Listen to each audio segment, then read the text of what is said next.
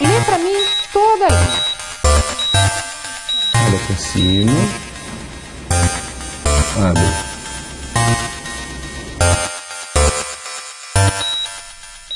O Globo News Saúde de hoje vai fazer um alerta. As doenças oftalmológicas que surgem na infância e que causam cegueira podem ser percebidas ainda bem no começo. Se a catarata e o câncer de olho forem detectados bem cedo, é possível evitar a perda da visão e aumentar a qualidade de vida das crianças. Aos 11 anos, Adriel já se acostumou ao acessório indispensável.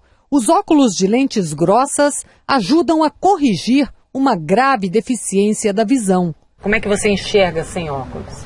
Muito pouco. Como é o que você vê? Mais ou menos, não dá para distinguir rosto, nariz, olho. Pedimos a Adriel que tire os óculos para fazermos um teste. Como é que você me enxerga aqui dessa distância sem os óculos? Muito mal. Fez só as cores, nada de definir olho, boca. Eu fico o quê? Fico embaçada? Eu teria que chegar aonde para ficar melhor? Bem perto. Bem pertinho assim?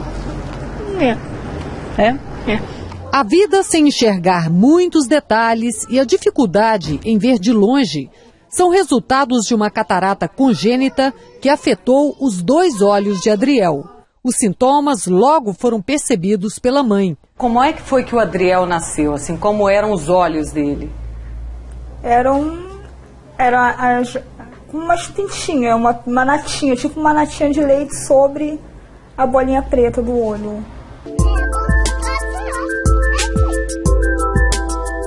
A família vai começar a perceber que a criança tem alguma deficiência visual quando chegar a época dela estabelecer um contato visual, 2, 3 meses, de fixar, olhar para a mãe quando está amamentando e a mãe perceber que ela não faz contato visual. Você consegue me dizer o que você está vendo aqui? A presença de uma pupila branca já significa um grau mais avançado de opacidade, né? Então aquela catarata ela já está mais avançada. Mas lembrando uma coisa, nem todas as cataratas dão pupila branca. A mãe se emociona ao relembrar a peregrinação por hospitais públicos sem conseguir atendimento. Com que idade ele foi atendido por um oftalmologista pela primeira vez? 1 ano e 8 meses. 1 ano e 8 meses. Esse tempo todo você ficou esperando e não conseguia? Não, porque eles botavam o nome na lista de espera, falava que era para aguardar, a vaga abria. Quando você chegava lá, era pouca vaga. E sempre enrolando, nunca consegue. Na primeira consulta, eles já fizeram assinar o termo para operar, mas aí daí, para assinar o termo para operar, foi daí o quê? Foi de 1 ano e 8 meses até 5 anos para operar. Eu acho que a pior coisa assim, do ser humano, a gente não pode fazer nada, a gente não pode fazer nada, porque depende de outras pessoas. E nem sempre aquelas pessoas estão ali para fazer algo, para mudar alguma coisa. É frustrada. Adriel não é o único da família. A irmã Aninha, de 4 anos, também nasceu com o mesmo problema. Eu fiquei desesperada quando eu engravidei da Aninha, porque eu achava que ia ser o mesmo problema. Eu cheguei até a comentar com esse próprio médico que operou que operou o Adriel, falei sobre a gravidez, ele falou que quando nascesse, levasse lá. Mas aí, assim, não me encheu de esperança, porque ele demorou tanto para operar o Adriel que eu acho que aconteceria a mesma coisa com a Aninha. Ia demorar muito para operar. Adriel e Aninha estão sendo tratados no Instituto Catarata Infantil, criado em 2004, para atender famílias de baixa renda que tinham necessidade de um tratamento de urgência. Ele funciona com um grupo de oftalmologistas e é mantido com doações de colaboradores.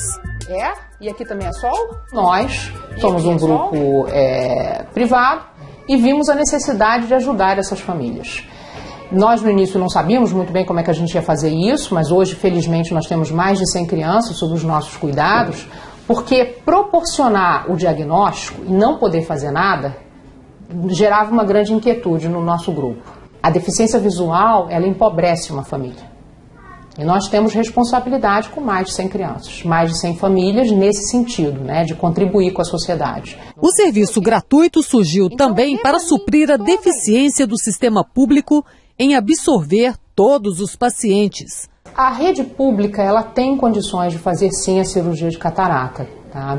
O grande problema é o timing. O grande problema é quanto tempo uma criança demora a ter acesso ao especialista na rede pública e depois que ela consegue ter o acesso ao especialista, quanto tempo ela demora para conseguir essa cirurgia. E ela compete com adultos e compete com outros problemas visuais. 4 a cada 10 mil crianças nascem com a catarata, que pode levar à cegueira. No Rio de Janeiro, nós temos pouco menos de 100 mil nascimentos por ano. Então, você tem uma estimativa, não são muitas crianças que nascem com catarata, mas uma estimativa de 40, tá? Que nascem, fora aquelas que vão desenvolver a catarata ao longo, né, do primeiro, segundo ano de vida. Então, você pode imaginar que são 40 indivíduos que a gente tem que absorver no sistema público, que muitas vezes não conseguem, alguns conseguem com muito sucesso e outros não. Então essas crianças, elas entram para a estatística da deficiência visual, e é uma deficiência visual absolutamente não necessária, porque tem diagnóstico e tem tratamento. Não tem nenhuma necessidade que uma criança que nasça com uma catarata infantil fique deficiente visual ou cega no nosso país. Adriel e Aninha exemplificam bem a diferença que faz o tratamento precoce da catarata infantil. A menina foi tratada e operada nos primeiros meses de vida. Você percebeu a diferença entre a visão dela e a visão do Adriel? Assim, o grau dela, a doutora fala que é um tratamento. Isso aí é para desenvolver a visão. Ela vê de longe, ela vê detalhes. Quando a gente pinta a unha, eu acho impressionante, que ela vê os borradinhos, isso clarinho. Aí pra mim já é um sinal que melhorou. É. A catarata infantil tem os mesmos efeitos da doença na fase adulta. Ela é mais comum nos idosos, porque faz parte do processo de envelhecimento, mas as crianças também podem desenvolver a catarata. Então elas podem nascer com catarata, elas podem desenvolver a catarata ao longo dos seus primeiros meses ou anos de vida. A catarata pode ser, como você disse, hereditária, então pode ter um componente familiar, você tem um pai que teve catarata na infância, a mãe, né? Então tem um componente familiar. Ela pode ser proveniente de uma infecção que a mãe tem adquirido na gravidez. Isso era muito comum nos anos 90, quando a gente ainda não tinha uma vacinação para a rubéola do jeito que nós temos hoje. Ela atua com rapidez, afetando toda a engrenagem que processa a visão. E os primeiros meses de vida podem ser decisivos para a conexão entre os olhos e o cérebro. Quem enxerga não é o olho. O olho capta a imagem e o cérebro processa. Então o cérebro é o nosso computador que está processando a imagem e o olho é a câmera que está captando. Para que o cérebro possa enxergar, o olho tem que estar normal, captando a imagem. Mas ela não é nítida quando a gente nasce, ela é bem rudimentar. E ela vai, conforme o sistema nervoso vai se desenvolvendo, que é muito rápido, né? E esse desenvolvimento principal é nos primeiros anos de vida. Eu vou dizer para você que o primeiro ano e meio é crucial para o desenvolvimento. Então a visão, ela se consolida. O teste do olhinho ou do reflexo vermelho é uma das maneiras de identificar as doenças que causam a cegueira infantil. O teste do olhinho consiste, vamos pensar na foto na máquina fotográfica com o nosso olho, né? Todo mundo quer tirar o olho vermelho da máquina fotográfica. Por que fica vermelho? Porque a luz do flash atravessa a pupila e bate aqui atrás. E aqui atrás tem o quê? Vasos sanguíneos. Então o que volta é o reflexo dos vasos sanguíneos que nós vemos vermelho. O Senado está debatendo a obrigatoriedade do teste do olhinho em todo o país. Hoje nós temos leis em vários estados, embora alguns não tenham ainda. Então existe tramitando no Senado uma lei federal para que em todo o território nacional esse teste seja realizado, para que pelo menos se proporcione um diagnóstico precoce. Isso é o começo de tudo, né? Mas as mães podem exigir que o filho seja examinado por um especialista ainda na maternidade. Na hora que você identifica precocemente, proporciona esse tratamento na época correta, você, na verdade, está diminuindo um pouco aquela estatística da catarata infantil ser uma das 3 principais causas de cegueira infantil e deficiência visual no nosso país. A cirurgia não é recomendada para todos os casos e só é feita a partir do 2º mês de vida. A técnica é a mesma usada em adultos. O cristalino é fragmentado com um aparelho que emite ondas ultrassônicas e depois é removido num processo de aspiração. Em idosos é implantada uma lente artificial que substitui o cristalino. Ela dá foco às imagens captadas pelo olho. Nas crianças, a implantação da lente ainda divide opiniões no mundo. Tudo que se desenvolve para o adulto, para a criança vem muito depois.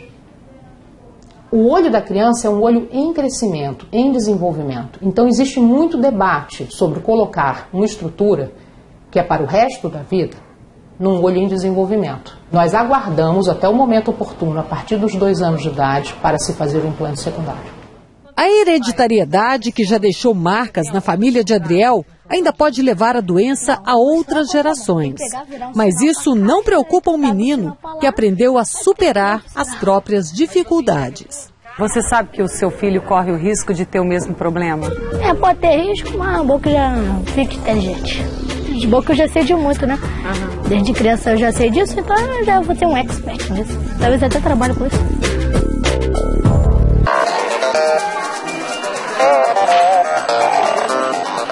Os corredores da ala infantil do Instituto Nacional do Câncer no Rio têm uma movimentação que não cessa. Todos os dias surgem novos casos de uma doença que ainda é de difícil diagnóstico até para pediatras e oftalmologistas. De todas as doenças oftalmológicas infantis, a mais grave é o retinoblastoma, o câncer de olho na infância. Uma doença considerada rara e silenciosa que se manifesta até os 4 anos de idade e que pode levar à cegueira total e também à morte. Mas o diagnóstico precoce ajuda a evitar a perda da visão e aumenta as chances de cura. Nisso, o papel dos pais é fundamental. O câncer de olho representa 3% dos tumores em menores de 15 anos. A incidência anual estimada é de aproximadamente 4 afetadas a cada 1 milhão de crianças. A doença pode ter início em um ou em ambos os olhos e pode se estender a outras zonas do crânio. Em 90% dos casos, acomete crianças de até 5 anos de idade. O índice de cura é alto, mas o tumor é considerado agressivo demais e evolui rápido a partir do primeiro sintoma. A partir de 6 meses do primeiro sinal, você já não consegue preservar o olho da criança. E às vezes nem a vida. E às vezes nem a vida, exatamente. A gente vê casos que já chegam avançados com a doença fora do olho. E aí a chance de cura é de menos de 5%. Qual é o tratamento para o retinoblastoma? Quando ele é diagnosticado muito inicialmente, a gente faz quimioterapia sistêmica frequentemente e quimioterapia intraarterial, que é um tratamento relativamente novo que a gente está desenvolvendo aqui no Instituto, aqui no país. Quando ele é descoberto tardiamente, a gente utiliza práticas mais agressivas. A gente às vezes faz cirurgia com a retirada da parte interna do olho ou faz um tratamento mais agressivo com modo de destruir um tumor que, por ele ter sido descoberto mais tardiamente, ele é maior. A mancha branca nos olhos, principalmente em fotografias, ou a ausência total de reflexo, como acontece nestas fotos, são os principais sintomas observados. Essa criança, a gente pode perceber que ela tem um reflexo branco na pupila. Esse reflexo é anormal e tem que ser investigado por um oftalmologista o mais rápido possível. Se a criança tem um estrabismo, também tem que ser encaminhada para um oftalmologista para fazer um exame de fundo de olho. Foi assim que a família de Amanda descobriu que havia algo de errado com os olhinhos da menina. Ela tinha apenas 3 meses de idade. Como é que você percebeu que havia algo de errado com o olhinho da Amanda? Quem percebeu mesmo foi um marido da minha prima, que a gente foi visitar, a filhinha dela que tinha nascido, aí eles tiraram foto. O que apareceu na foto que chamou a atenção do seu primo? O ponto branco, que ele já tinha conhecimento do retinoblastoma. E ele viu que realmente era e pediu para informar. Ele mesmo não teve coragem de falar diretamente.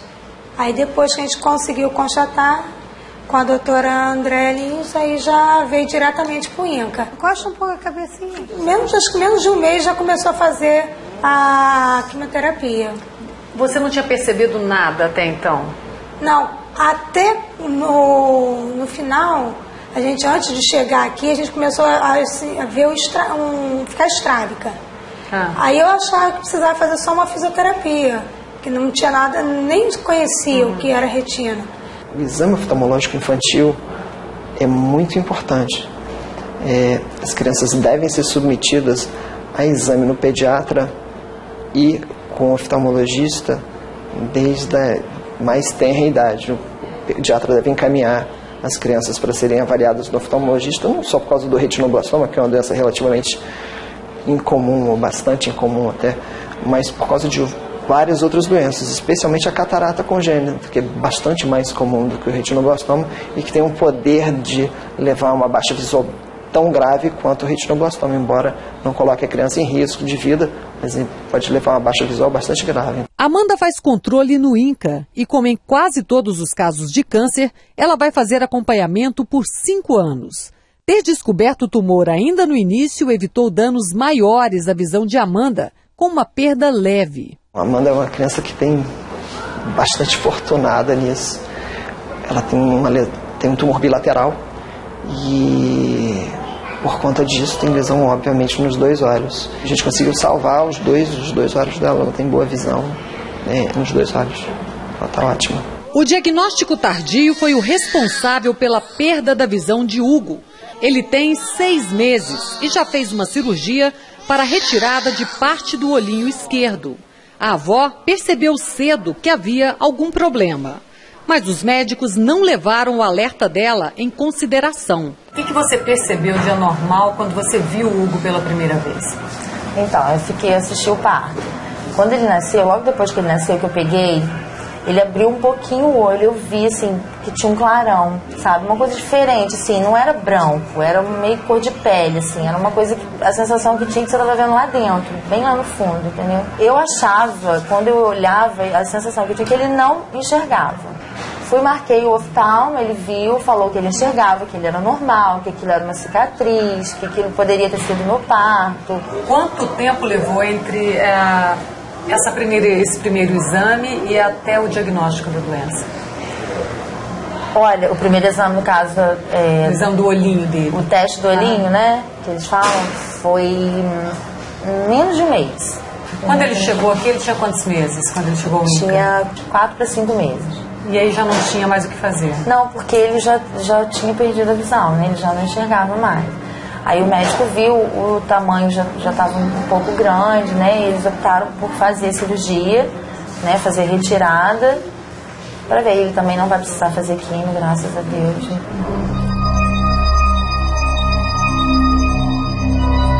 Segundo os médicos, 60% dos casos de câncer de olho que chegam ao INCA já estão em estágio avançado. Mais uma vez, o teste do olhinho pode ajudar na prevenção. E a insistência dos pais exigindo o exame pode salvar o filho. O exame deve ser feito antes da criança sair da maternidade e durante todas as consultas de puericultura, quando ela é avaliada pelo pediatra. Se durante a realização desse exame houver alguma dificuldade do pediatra de realizar o exame, ou ele notar alguma coisa esquisita, uma mancha branca, ou não conseguir realizar o exame a contento, essa criança deve ser encaminhada para o oftalmologista avaliar mais profundamente. É muito importante que o pediatra também leve em consideração a queixa dos pais. São os pais também que percebem os primeiros sintomas de uma outra doença, essa dos tempos modernos. O excesso de exposição aos jogos eletrônicos e ao computador pode ressecar os olhos. É a síndrome do olho seco, ou síndrome da disfunção lacrimal, que atinge milhares de crianças e adolescentes no mundo inteiro. Você tem uma alteração pela produção da lágrima, ou seja, você tem menos lágrimas sendo produzido, por qualquer que seja o motivo, ou você tem uma alteração da lágrima. A lágrima pode estar em quantidade normal, mas a qualidade dela pode estar alterada. Quando a gente está concentrado em qualquer que seja a nossa atividade, E em especial quando a gente está no computador, num tablet, num telefone, a gente tende a piscar menos. Isso faz parte do aprendizado do ser humano, a piscar menos para se manter concentrado. Essa diminuição do piscar faz com que seu olho evapore mais rápido a lágrima.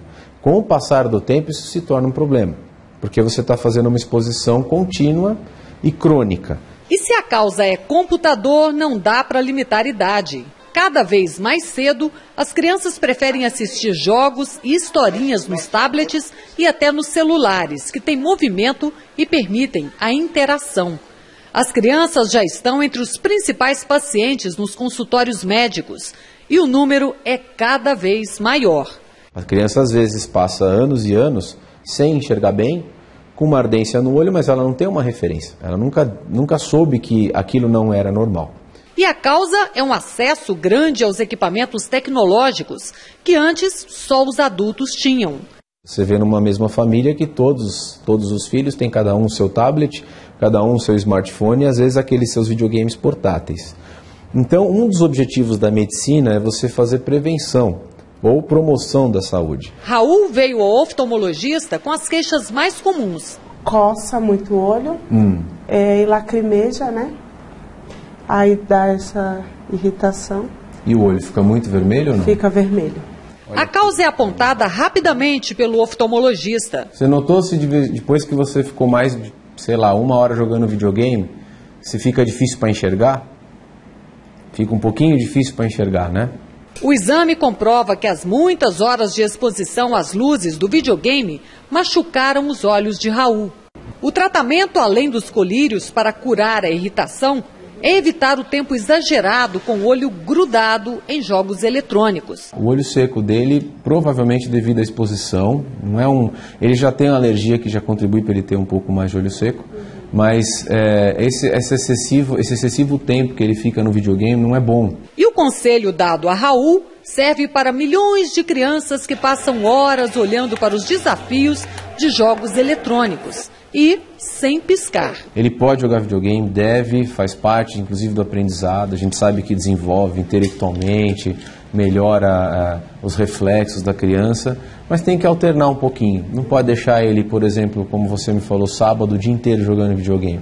Fica 1 hora, 1h30, depois dá um intervalo de 1 ou 2 horas fazendo outra atividade, depois joga mais um pouquinho.